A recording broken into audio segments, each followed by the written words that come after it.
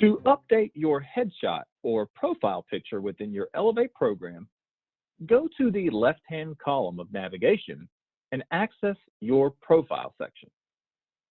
Once you've accessed your profile section, you will find your headshot or profile photo next to your name inside of your account. By moving closer to the right-hand side of your screen, you will find a pencil to edit this information. By selecting the pencil, you can scroll down until you find the photograph within your profile.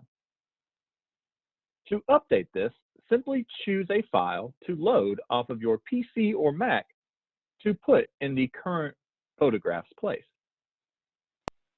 Once you've completed this step, save in the bottom right-hand corner to complete the process of updating your headshot or profile photo.